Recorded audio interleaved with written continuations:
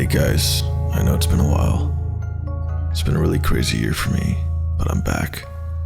And I'm going to be pumping out as much content as I possibly can.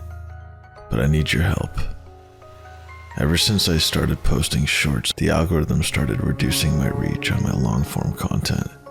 So I'm going to make a second shorts channel called Dr. Han's Shorts. I'll link it in the description so you can follow. But any engagement, comments, likes, shares, it's all going to be able to help to get my reach back from what the algorithm did to me. Thanks again. Let's get into the stories.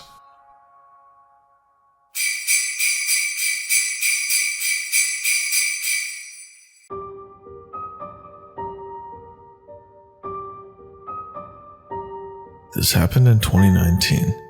I was in my second year of college and living in a townhome, about a 10-minute walk from campus.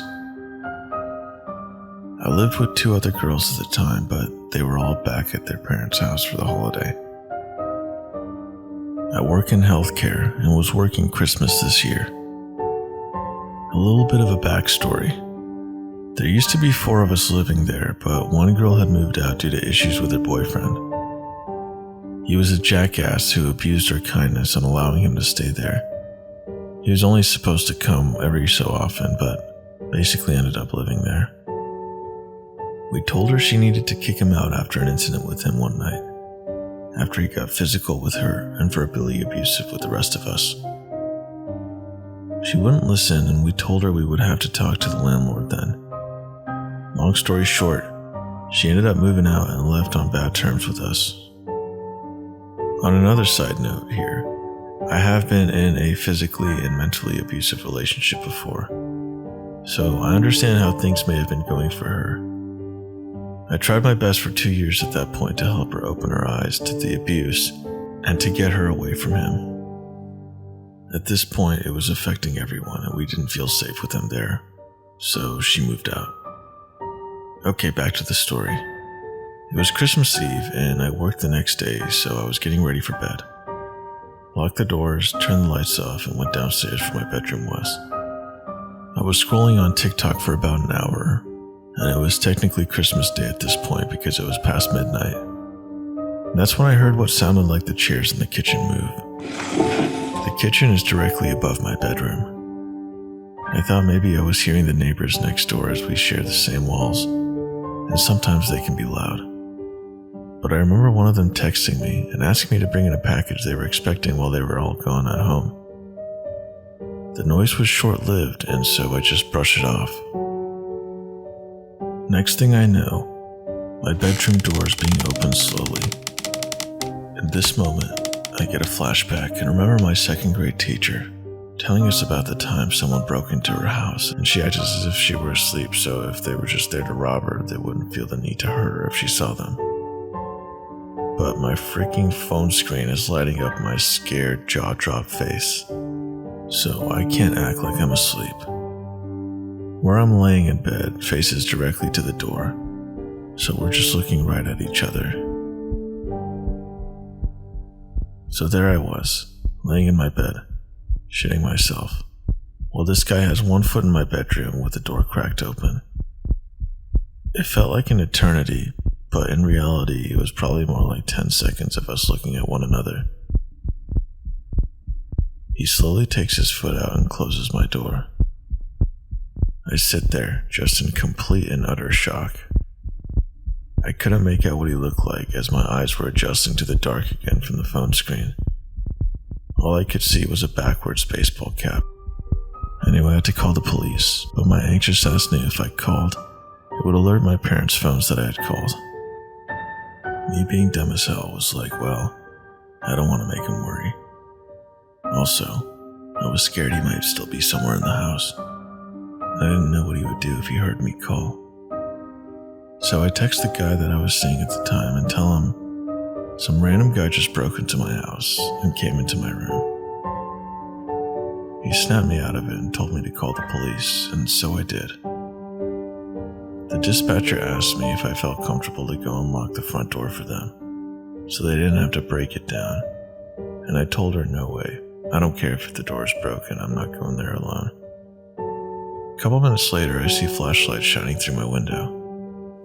I hear the police knocking at my door and announcing themselves. They got in and asked me where I was. I came out of my room and they came and got me. They told me to go wait on the back porch while two of them searched the house and one stayed with me. It was like that shit you see in the movies where they have their guns and turn the corner with their partner and everything. They didn't find anyone, and I said nothing looked like it had been taken. They even tried to get fingerprints, but were unsuccessful.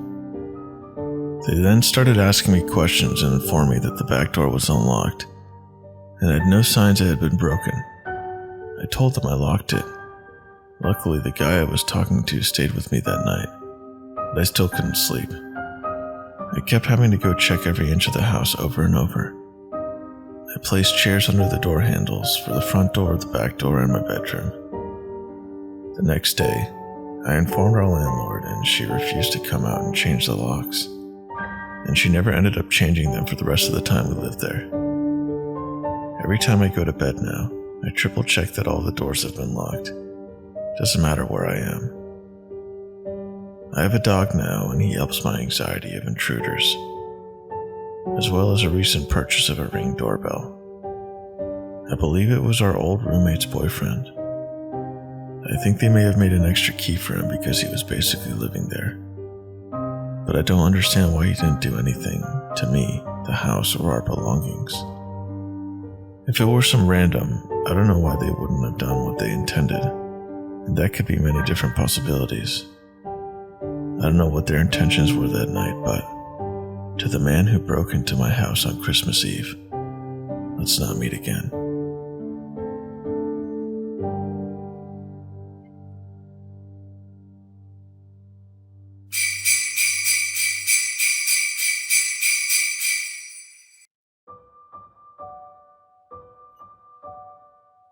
I am a 26-year-old female and was sitting down with my fiancé talking about creepy things that happened to us as kids. That's when I remembered this. I was about 8 or 9 years old and my neighborhood would do this Christmas house celebration where every house would do something different. I grew up in a very quiet, secure, everybody knows everybody part of Florida. Well, it was all the neighborhood kids and myself playing outside while the parents drank and did festive holiday stuff.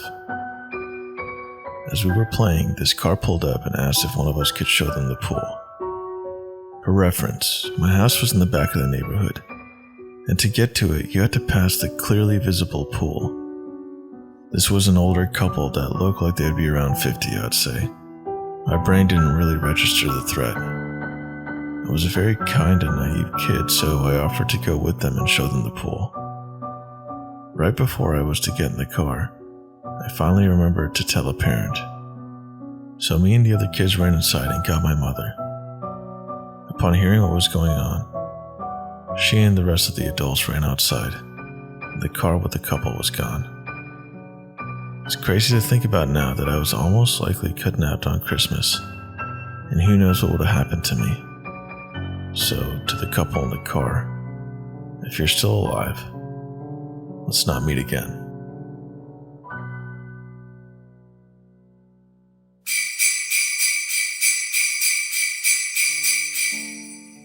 I'm living in a very rural small village with maybe 10 to 15 houses, but it's close to the highway. You can drive there within maybe 5 minutes, and also about 10 minutes away from the town. If you cross the street, it just takes you about a 10-minute walk to reach the forest. In the afternoon, my partner and I decide to go for a little digestive walk, as we were really stuffed from all the food. It was about 5 o'clock and already dark when we left. We had a big bright LED flashlight with us. I also took my camera and my flash as I love taking pictures of the nature at night.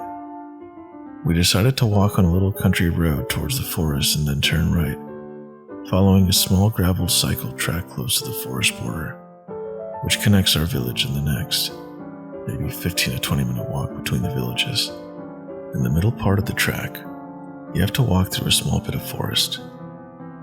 It's rather dark and the trees are very high and quite dense.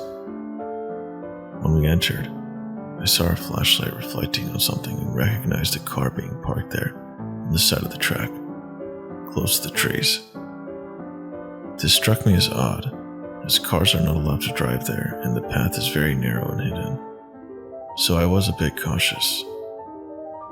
My partner pointed the light inside of the car and it seemed to be empty. I also noticed the windows were frozen, so it must have been parking there for a while. A bit in front of the car, I spotted a tree with an intriguing structure. I asked my partner to point the flashlight towards it, so I could focus better and photograph it with my flash. After I took a few images, my partner told me, there's someone standing behind us in the middle of the road. He's looking at us. Nobody was following us the whole way. I kept looking around and behind us occasionally, because at this time in the evening and close to the border of the forest, there are boars sometimes, and it is mating season, so they are more aggressive than usual. Indeed, there was a man standing behind us, staying out of the flashlight's reach. He wasn't saying anything, just standing there and facing us. At first I thought maybe he was just startled, as it may seem a bit weird if someone's just taking photos around your car. It was not even legal to drive on that path with a car. I decided to get up and confront him from a distance, explaining to him that I was just taking photos of the tree. He didn't react and still just stood there. I then went on to ask him if he needed some light, and he replied that this wasn't necessary. It was odd, but I was still calm, sure about there being a normal explanation for his behavior. Nonetheless, my partner and I decided to just GTFO and follow the path leading to the next village. It was maybe 5 to 7 minutes until we reached it. I remember the letters on his license plate, not the numbers though, unfortunately, and Googled it. And it turned out that he was from a city about 6 hours away from our village. Mind you, the country I live in is in a very strict lockdown right now, so you're only allowed to travel, even by car, if you have very urgent reasons. After we reached the first lantern of the next village, we looked back and observed the car driving a bit out of the forest, turning around and going back inside. I was able to see that he parked there again and turned the lights off. He didn't leave the forest. We then went home on a much longer way than initially intended, as I didn't want to go back there for obvious reasons.